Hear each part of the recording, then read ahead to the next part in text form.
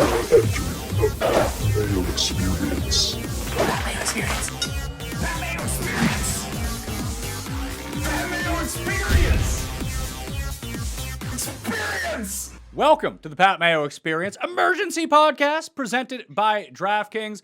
Julio Jones traded, we think, to the Tennessee Titans for at least a second-round pick.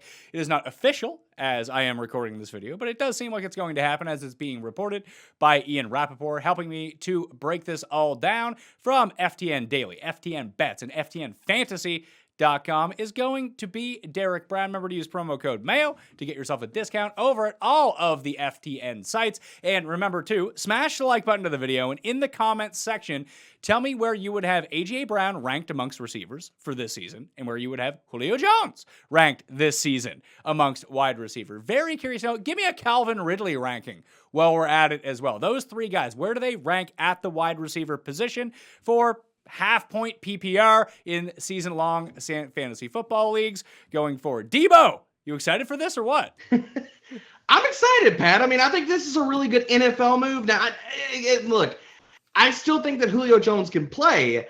I've got some concerns about the fantasy implications for him in Tennessee. I could say I'm going to be bumping him down in ranks. This is one of the worst case scenarios for me personally. Okay, so let's run through the Tennessee side of this deal anyway, to start off with. Then we'll go to the Atlanta side and what that means for the Falcons. So on the Tennessee side, we had, most people almost consensusly had A.J. Brown inside the top 5. Does he move from inside the top 5 for you? Like, are you actually downgrading A.J. Brown because of this? I was lower on A.J. Brown just because of Todd Downing, pace, passing rate, and a few other things regarding him anyway. He was not in my top 5 over at FTN Fantasy. I'll move him down maybe slightly a peg. I mean, like, if we're buying into A.J. Brown, it was a lot of it like just monstrous volume, target share. And some of that is going to be dented with Julio Jones there. He'll still be probably a top 15 wide receiver after I kind of shift this all out. It's still a top 15, so you don't think that he's any longer inside the top 10 at wide receiver? I don't think so. I mean, Julio Jones is going to command targets, and this team is not going to morph into a top 5, top 10 passing rate team. I mean, what really helped A.J. Brown and Corey Davis last year was just an immense efficiency. I mean, they were so efficient with their targets, and there's still going to be the guys there. I mean, I can't fault that at all, but I think Julio is definitely going to – I mean, he's going to hurt A.J. Brown's targets and the target share. He is. Who do you think is going to end up with more of a target share between the two? Do you think it's going to be Julio who attracts all the volume and then the high efficiency big plays are going to go to A.J. Brown? Or do you – because – if realistically we're looking at this offense, and it's a he's going from a very pass-heavy offense to a very, what we think is going to be a run-heavy offense with Derrick Henry still commanding the majority of touches in this offense, although the OC from Tennessee now in Atlanta, so I don't know exactly how the Tennessee offense is precisely going to shake down, but realistically, it's still just two guys plus Ferkser are the only ones there to catch passes. So even if his target share is down, he wasn't going to have a 50% target share as it was. He could still be up around 25, 26, 27. They both could be at this point. Yeah, and I think that that's a good estimation of it. I mean, I see it very similarly. I think that A.J. Brown is going to be the big play threat. I think Julio Jones is probably going to out-target him. I mean, I think it's really going to be very, very close. I think both these guys are going to fall somewhere in the 22 to 25% range. Because, yes, I mean, there's a lot of different – like, I was never in on Josh Reynolds. I don't think that he's that much of an NFL talent. So, I mean, it depends on how low we want to bump these guys down. I was low on this offense coming into the season because a lot of what made it so special is that quietly last year, even though they were so run-heavy, they were top 5 in pace last year. The last time we saw Todd Downing command an NFL offense, it was disgusting, Pat. Like, it was nasty. He found a way to capsize an offense, and I know that Carr was there, and yes, he's not great. But it was also an offense in 2017 that had Amari Cooper and Michael Crabtree at their heydays in that time. So he found a way to sit there and slow them down and capsize that offense. I'm not in on him being able to really elevate the parts and pieces here. I think Arthur Smith is really just that good of a play caller as well. Well, we might see a downgrade, especially in terms of the play action and the efficiency on play action, which Ryan Tannehill has been really good at since joining the Titans. that the one thing you do bring up, though, of those Oakland teams with Crabtree and Cooper, they both commanded over a 25% market share of their team's targets. They were both viable options every single week. Some of the best teams to actually stack in DFS going forward. So if you're playing like best ball and you're looking to stack teams, Tannehill, Brown, and Julio make a lot of sense because we do have this history of two receivers commanding the majority of the targets in one offense. And just there's very little else to go around. So you might see like, you said Josh Reynolds, Chester Rogers might get a few deep shots every single game or a few bubble screens depending on where he ends up lining on the field. I actually think that both these guys could be top 20 receivers. And the issue for me is that we want to say that A.J. Brown is the better talent because he's so much younger. We see the massive upside. But this is still Julio. This is a Hall of Fame receiver, and he doesn't seem cooked to me. If you just gave him like his expected touchdowns based on his volume from last year, he was like a top 5 guy. He just didn't score that many touchdowns. Yeah, I mean, if you head over to FTN Network right now, I mean, our awesome social team put out a tweet that was talking about Julio Jones and his efficiency. I mean, since 2016, even last year when he was injury plagued and he was dealing with stuff all season, he's been top 5 in yards per route run in every single season since 2016. That's including 2020. So I'm with you. I don't think that he's washed. I think that he still can be immensely productive. And if we're talking about an offense that was efficient enough last year, yes, I do have my concerns about the play action percentage going down, the efficiency going down. But I think Julio Jones, I mean, really, I mean, look, I get that people love A.J. Brown. I understand it. I love the man too. I love his talent. But Julio Jones is far, far from done as a really effective top 15, top 10 wide receiver in the NFL. We don't know where this is going to impact their average draft positions, both in redraft and in best ball right now. But where do you imagine, like, where was A.J. Brown going, and where do you think he'll go now? And where was Julio going, and where do you think that he'll go now? A.J. Brown, at least the last best ball drafts that I've been doing this week, was going inside the top 20 players. He was not making it outside of the second round. I think that it's probably not going to fall a ton if I'm just speculating ADPs. I think he'll probably stay somewhere within the top 25, top 30 players. Like, I don't see him falling outside of the third round. I think a lot of people, at least in early best balls, are really dug in their heels about they're so high on A.J. Brown. So I think it'll dent him some, but not a ton. I think Julio Jones, for everybody that was already out on him. And I mean, look, for the entire offseason, I've been getting him in the late third round and fourth rounds of a lot of drafts. I actually think he could just fall a little bit more. I won't be surprised if that happens. I also won't be surprised if his ADP stays really static. But I think that a lot of people could use this as at least an avenue to fade Julio Jones even more, saying, oh, it's passing rate and it's not going to happen. And A.J. Brown's still the guy. So I actually think we could see more of an ADP dip for Julio than A.J. Brown, and maybe he becomes more of a value considering all these things. Well, with that said, like, if there's going to be 2 rounds of difference between them, potentially, and we'll see how this all shakes out, what would you put the percent chance that if we have 100%, how many times out of 100 does A.J. Brown outscore Julio Jones this season, do you think? Is it like 60-40, 65-35? Is it 55-45? Because I could see them being exceptionally close. I think it's 50-50. And honestly, I think it could be like 45-55 in favor of Julio at this point. Interesting. So if that's the case, that makes Julio one of the better value picks on the board. Yeah, I mean, I think he's been a screaming value the entire offseason because people have been willing to fade him. And whatever bad narrative people want to buy into, it's, oh, he's injury prone. Okay, well, he's played 15 or more games in every single season except for 2013. Or he's washed. Okay, well, all the metrics we just talked about, that's not true either. And now we're going to sit here and talk about, okay, well, wide receivers changing teams. Okay, for everybody that faded DeAndre Hopkins last year, how'd that turn out for you? Great? Good? I know, very different situation, but for all these parts, again, there's a lot of different, like, easy little cherry pick narratives for people to sit here and tug on, to sit here and drop Julio Jones. So, yeah, I think he's been a great value all offseason, and I think he's going to continue to be a good value too. People were pumping up Anthony Ferkser as potential sleeper tight end. I don't know if that's... I'm one of them. Okay, but does this hurt him, though? Because I don't know if it does or not. I think it hurts him in some aspects. Like, I was very, very bullish on his target share and the possible volume because, again, I was not in on Josh Reynolds. I thought Ferguson was going to be the number 2 in this offense. So for me, it does hurt his upside as far as volume, because we're talking about Julio Jones is going to command a large market share of these targets here. But the part where I think that Anthony Ferguson could still pay off and be a top 12 tight end this year, and I know that bar is extremely low, and that's not saying a ton, is that the Titans have run a ton of their red zone offense over the last few seasons through the tight end position. And Anthony Ferguson is basically Tennessee's version of Mike Gesicki. If he's out on the field, he's playing a wide receiver.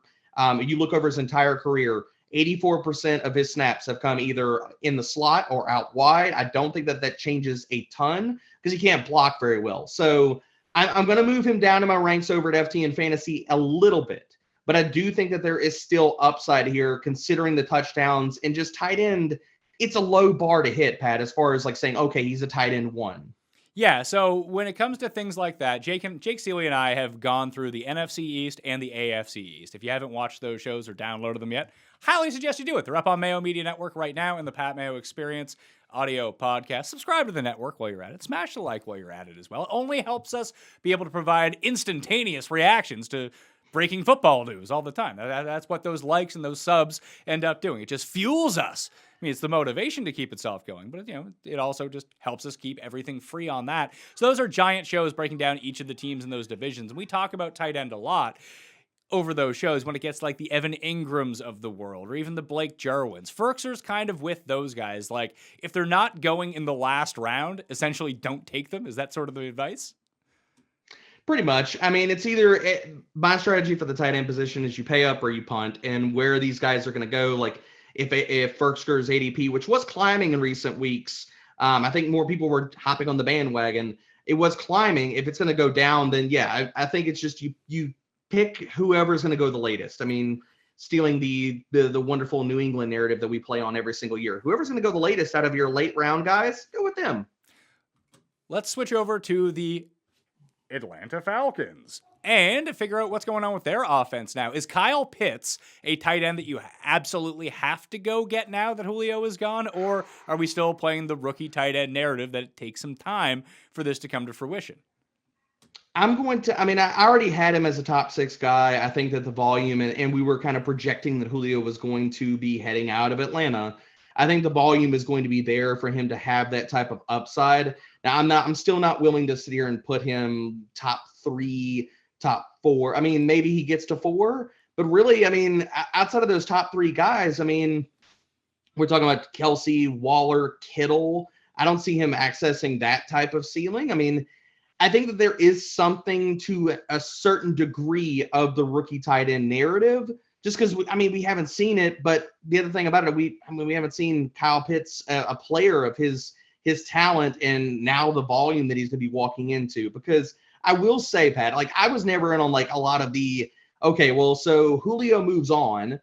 How do you feel about Russell Gage? How do you feel about Zacchaeus? I was like, not great. So is somebody going to get targets? I think Atlanta's going to be a pass first team. I don't think we're going to see Mike Davis getting Derrick Henry-esque volume. So I think that the hype has been extremely loud all offseason for Kyle Pitts. It's definitely not going down right now. If anything, it's going to be turned up to 11. So it really depends on where his ADP creeps up to.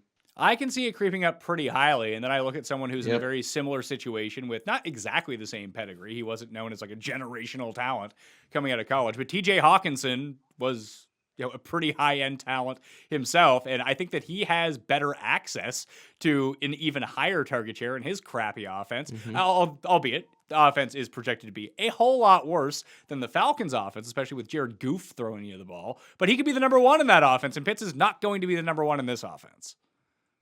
I'm totally with that. I think that Hawkinson, I'm not going to say that he's on the exact same plane or area code as Kyle Pitts as far as talent, but can he out-target him in an offense where, yes, Jared Goff does not want to throw outside the numbers. Jared Goff does not want to throw in contested situations. Jared Goff really doesn't want to get hit. The only thing that Jared Goff likes to do, which is great for TJ Hawkinson, is throw over the middle of the field where guys are running open. And that's what TJ Hawkinson is going to be doing. So I think that even a median target projection, putting Hawkinson a shade above Kyle Pitts, and then we talk about touchdown equity in the offense, I don't think it's insane to talk about them in the same breath at all.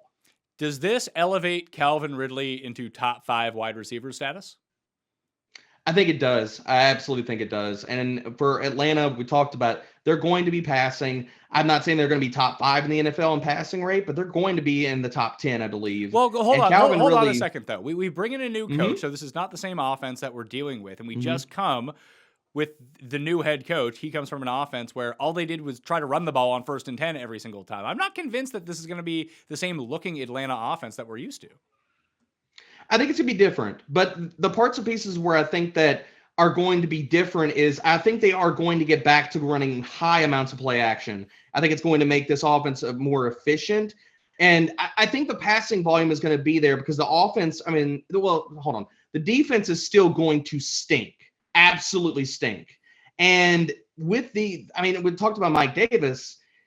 I just don't think that they have a running back in that room that can sit here and garner that volume, possibly stay healthy for a full 17 games. And I know we can't go through the NFL season, or at least at this point, and say, okay, well, this guy's going to get injured. We did see Mike Davis wear down a little bit, and I think that they're going to be forced to pass a ton. Now, again, I don't think they're going to be top 3, top 5 in passing rate, but top 10, I think they can definitely hit that mark. And the market share that Calvin really is going to garner, and the fact that he's already shown us last year that he can be the guy when Julio is out, he's been fantastic whenever Julio hasn't been on the field. Yeah, if he breached 30% market share in this offense, not going to be super stunned. And plus the talent that goes along with it. And as you said, just take a look at what he's done whenever Julio has missed time. He's just like an auto lock every single week as a top 5 guy to play. So drafting him as a top 5 wide receiver this year makes a whole lot of sense. If it's not Ridley and it's not Pitts, you said, oh, is it Zacchaeus? Is it Blake? Is it Gage? Gage is going to be their slot guy. I don't know if Pitts takes away from that in the sort of market share that he sees, but is it going to be Zacchaeus on the outside? Because one of the main reasons to make this Julio trade is to get themselves out of cap space hell. So it's not like they're going out and signing anyone else. I guess Larry Fitzgerald they could coax out of retirement potentially. I think Zacchaeus is a good shot late round. I am not a Russell Gage fan. I don't believe that he is going to be great this year, especially if we see Atlanta run a lot of 12 personnel and you're going to push one of those wide receivers to the outside. I actually believe that Zacchaeus could be a better fit, again, like we're talking about, as the outside wide receiver. And then if that's the case, Russell Gage's snaps are going to be capped. If Tennessee's offense, or at least Atlanta's offense, resembles anything close to what Tennessee did previously in the sense of 12 personnel, which I think they were above 30 to 35% of 12, then we're seeing a Russell Gage snap share capped. But if Zacchaeus is the outside guy, is he going to be capped? I don't believe so. So I would much rather you're doing these FFPC drafts. You're doing these drafts where you're going really deep, 20 plus rounds. Give me Zacchaeus where he's going to go at the very tail end of this. If you're going for a third tight end, and I know he's not really good, I know he's not really shown us a ton, but if you're looking for a third tight end, and if they've run a lot of this offense through 12 personnel, Hayden Hurst at the very end, and he catches 5-6 touchdowns this year, I don't hate that at all. In the backfield, we've seen all the Mike Davis pitchers, and I don't know if he's actually a good receiving back or he was just used as a somewhat dump off type guy because the entire Carolina offense was geared around Christian McCaffrey and dumping the ball off to him. And then Davis just steps in. They're like, well, I don't really feel like changing, so we're just going to dump the ball off to you half the time anyway. Do you think that he ends up being a receiver in this offense at all, or is there anyone behind him on the Falcons depth chart that you could see becoming more involved now that they do have a need for some pass catchers? So I think that Davis is going to garner a target share. My whole problem is how much of that is it going to be? Because, yes, Carolina has run, and I know that new offensive system, they had Brady last year, but even Brady at LSU showed us that he wanted to run a lot of the passing game through the running back position. So I think that Mike Davis's target share, if anybody's projecting last year's numbers into this year, I don't think that he's going to sit here and see that same type of target share. I've been talking about it. Look, everybody has been discussing whether it's dynasty, whether it's deep best ball, you're doing these large field tournaments, and we need to talk about Javian Hawkins as a last round pick. And I'm like, why? Why are we talking about Javian Hawkins as a last round pick? You want to craft the Philip Lindsay narrative of the guy that just came out of nowhere and he's sub 190 pounds and what have you. And he caught a grand total of, I think it was either 19 or 20 passes in college all together. and now he's going to catch passes in the NFL. If I'm taking a second back out of that backfield, for me, it's going to be Quadre Olvesen. And is it pretty? No. But we're talking about a guy that's 6'1", over 200 pounds, 220, I believe, who actually has some receiving acumen on his collegiate resume. I mean, the guy caught 50 passes at his time at Pitt. He had a season of over 20 receptions. So we're going to discuss anybody that could sit here and steal some work away from Mike Davis. If Mike Davis goes down, or we're talking about late last round picks before we go to training camps. And if injuries strike anywhere, Quadre Olvesen is the bet that I'm making. It's not Javian Hawkins. And it surely is not Caleb Huntley, who is still somewhere in the ether running a 40. I think his pro adjusted 40 time was 4.8. No. I don't want the fullback that's playing running back. No, full avoid. And we're looking at a situation, too, where Arthur Smith was brought in to call plays in this offense, being the offensive coordinator, just sort of a glorified assistant QB coach. What was his name? Dave Ragone?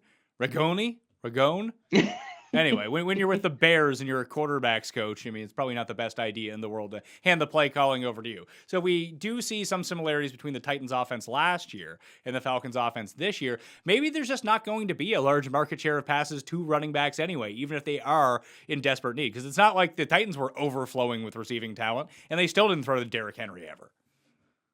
No, and Derrick Henry actually showed us the ability to break off long plays. It's like, okay, he might not be a great receiver, but at least give the man a few targets, because what's he going to do? He's going to house like 2 or 3 of those on a every single season.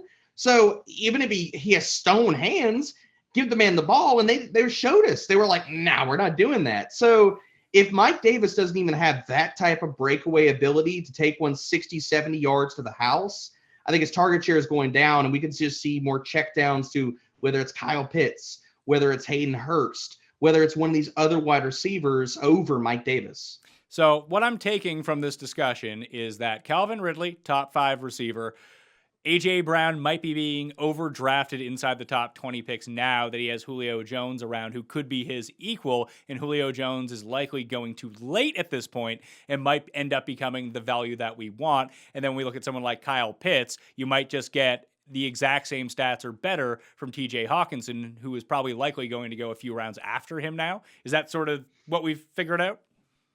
Oh, yeah. I mean, check all those boxes. And considering especially, I mean, we talked about Hawkinson.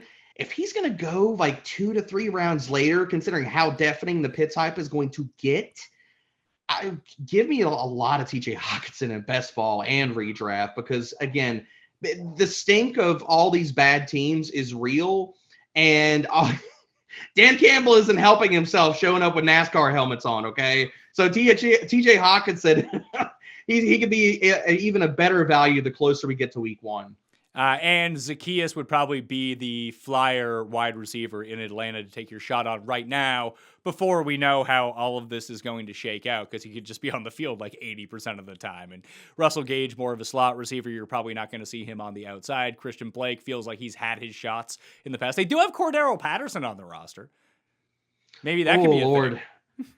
Thing. We're taking shots. I mean, look, Patterson's shown some talent, but I mean, I know we're grabbing at some straws here, but Lord, that's going to be a deep league. Yeah, so how about you just take a pass on old Cordero, unless they count special teams points in your league. And if the flyer is going to be there, Zacchaeus would be the most logical option. Whether he's a good option or not, we don't know. Derek Brown, tell everyone what you got going on over at ftnfantasy.com right now. Yeah, so Brad and I are still going through all 32 teams. We got booms, busts, breakouts, and bets. Those are live and free. But then if you want all the other content over at FTN Fantasy that I am pumping out weekly, whether it's best ball, whether it's dynasty, whether it's redraft, looking at all these different situations, players you should be high on and players maybe we need to pump the brakes on. Yeah, I mean, I've got a ton coming out, as well as our podcast between Adam Pfeiffer and I.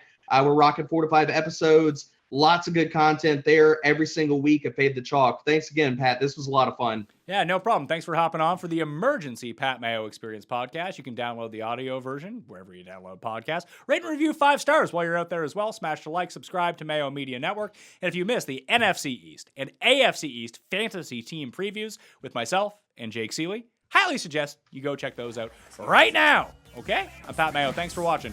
I'll see you next time. Experience! Experience!